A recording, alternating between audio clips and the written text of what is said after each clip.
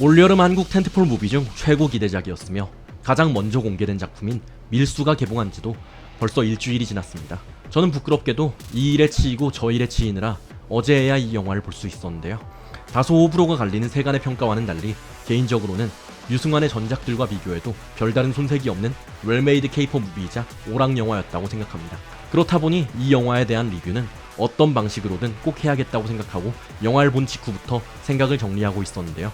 사실 이미 200만 명이 본 영화이다 보니 이제 와서 스포일러 없는 가이드 리뷰를 만드는 게 무슨 의미인가 하는 생각도 들었지만, 사실 이 영화는 영화를 본 이후에 해설이 필요하다기보다는 보기 전에 알고 가면 좋을 비하인드 스토리들이 보다 많은 영화라는 판단에서, 그리고 영화를 이미 보고 오신 분들도 이러한 비하인드 스토리를 다시 한번 상기하는 게 좋은 경험이 되리라는 판단에서 이번 영상에서는 본격적인 해설보다는 밀수라는 영화가 어떤 배경에서 어떤 레퍼런스를 가지고 만들어진 영화인지를 스포일러 없이 잠시 풀어보려고 합니다. 우선 이미 많은 분들이 생각하고 계신 것처럼 유승환의 12번째 장편 연출작인 밀수는 쿠엔틴 타란티노 감독에 대한 오마주로 가득한 영화입니다. 수다스럽게 밀어붙이는 구강 액션과 유혈이 낭자하는 폭력 묘사, 다같이 나쁜 놈들이지만 덜 나쁜 놈을 그 중에서도 묘하게 응원하게 되는 이상하리만치 설득력 있는 피카레스크적 구조, 시대적 고증을 철저하게 살리면서도 복고적 이미지에 감화되게 만드는 미술과 그걸 뒷받침하는 맛깔나는 그 시절의 음악까지, 밀수를 수식하는 모든 요소들은 결국 타란티노 감독이 가장 잘하는 겁니다.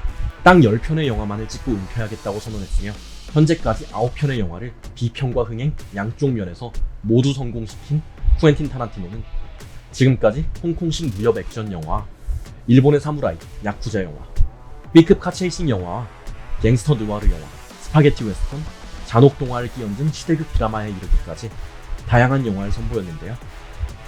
말하자면 그는 액션이라는 큰 장르 아래에 존재하는 대부분의 하위 장르적 요소들을 자신의 영화 내에 집합시키고 오마주 혹은 패러디하여 유혈과 폭력이 낭자한 자신의 스타일로 재해석하는 것에 천부적인 재능을 가진 감독이었습니다.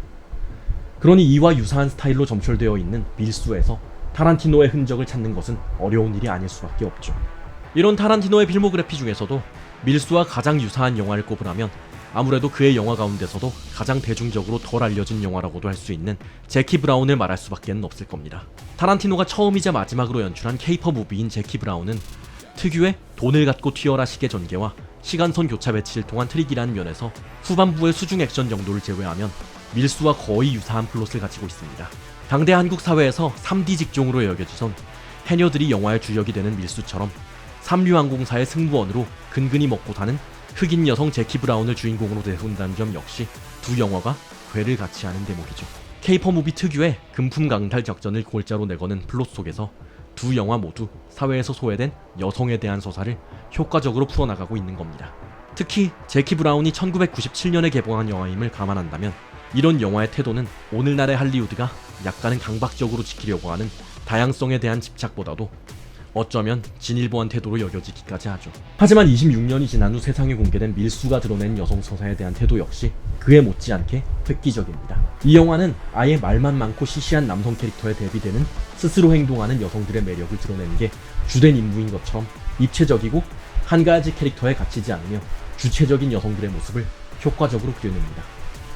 그들은 때로는 분노하고 때로는 서로 연대하고 눈물을 흘리며 때로는 누구보다도 무자비하고 잔혹하기까지 합니다. 유승환 감독은 단순히 가부장적 70년대 사회의 피해, 가해라는 구도로 여성과 남성의 관계를 얕게 정의하려고 하지 않습니다.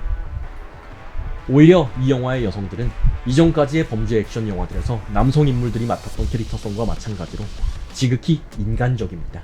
그들이 특별한 이유는 여성이라서가 아니라 단순히 연출의 스포트라이트가 그들을 향해 있기 때문일 뿐입니다. 이 지극히 당연한 사실 하나가 밀수를 이토록 진보적인 여성 서사로 보이게 한다는 점부터가 기존 서사의 남성 중심성을 드러낸다고 볼 수도 있지 않을까요?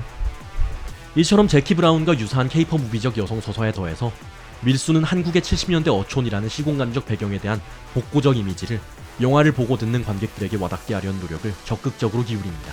그 과정에서 소환되는 영화가 2019년 개봉한 타란티노의 Once Upon a Time in Hollywood죠. 다소 촌스러워 보일 수 있는 비비드한 색감의 의상과 화장, 장소와 가구 등으로부터 복고적 향수를 드러내는 밀수의 미술적 요소들은 원스 어폰 어 타임 인 할리우드가 히피, 이소룡, 플레이보이 맨션, 당대 유행하던 B급 영화 전문 자동차 극장인 그라인드하우스에 이르기까지 그땐 그랬지식의 감성을 불러일으키는 오브제들을 영화 속에 적극적으로 배치하며 60년대를 자신의 영화 세계 속에 구현하는 방식을 닮았습니다. 다방과 나이트클럽, 일제 라디오와 밍크코트 등이 영화 속에서 그런 역할을 하는 거죠.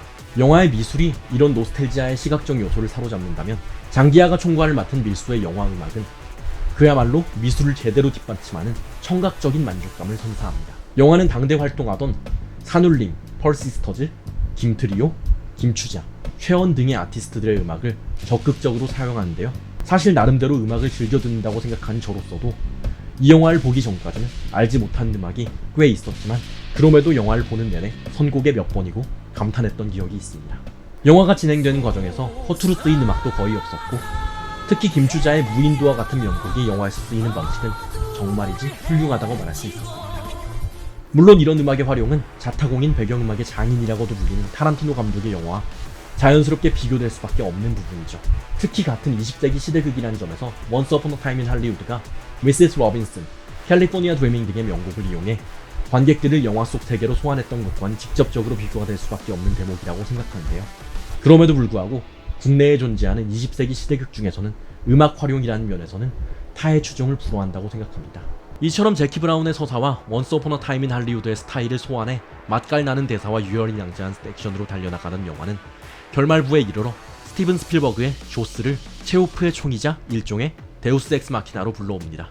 다만 유의해야 할 점은 조스의 백상아리가 미지의 대상에 대한 공포와 그것을 이겨내는 인간 승리를 드러내는 장치로서 사용되었다면 밀수에 등장하는 상어는 권선징악이 존재하지 않는 피카레스크 구조의 플롯 속에서 어떻게든 주역들을 위한 엔딩을 가져다 주기 위한 장치로 내려왔다는 점 정도겠네요. 스포일러 탓에 자세한 이야기를 하기는 어렵지만 이 상어에 대한 서사는 관객들에게서 호불호가 굉장히 많이 갈리는 대목이었는데요. 저 같은 경우에는 앞서 논한 데우스 엑스 마키나라는 관점에서 이를 이해한 탓에 별다른 불호의 요소는 없었다 정도로 정리할 수 있겠습니다. 여기까지가 영화 밀수 속에 드러나는 서사와 스타일에 대해 제가 느낀 기획 의도였는데요.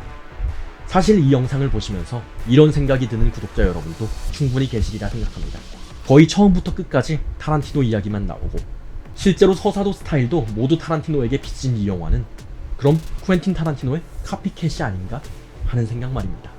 그런 우려가 드는 지점도 충분히 일리가 있지만 실제로 영화를 보면서 제가 들었던 생각은 그럼에도 불구하고 이 영화는 유승환의 영화였다는 사실이었습니다. 서사와 스타일 대부분을 타란티노의 것에서 빌려왔음에도 불구하고 그가 영화 내내 보여주는 가장 한국적이며 가장 이야기되어야 할 것을 논하고자 하는 태도가 무엇보다도 유승환 스스로에게서 나온 것으로 느껴졌던 탓입니다. 사실 그렇습니다. 서사와 스타일은 얼마든지 앞선 선배들의 것을 오마주해 올 수 있죠.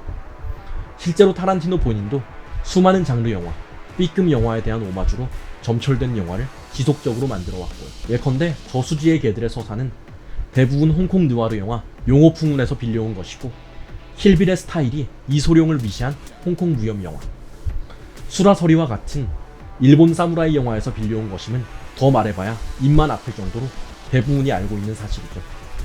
하지만 타란티노가 다른 영화들의 서사나 스타일을 빌려왔다고 해서 그의 영화가 보이는 태도마저 다른 이들의 것으로부터 온 것은 아니었습니다. 그는 오히려 악인이 있을 장소는 지옥뿐이라는 확고한 그만의 영화 철학으로 영화를 소위 말하는 개자식들을 위한 지옥이자 희생자들에게 허락된 낙원으로 만들려고 시도해왔습니다.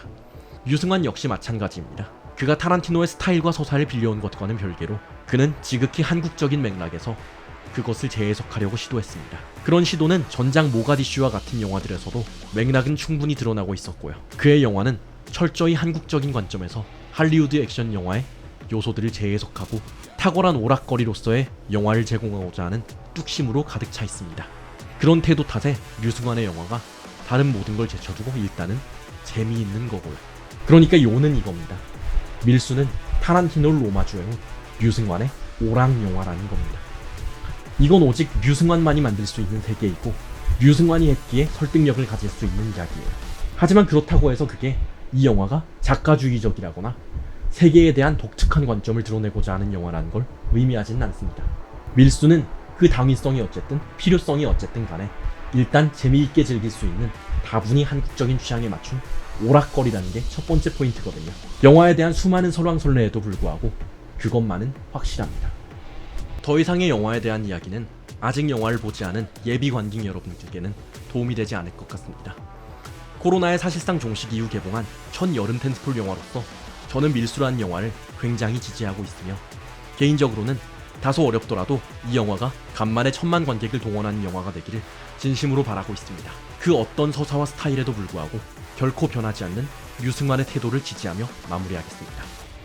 백년의 영화 김노엘이었습니다.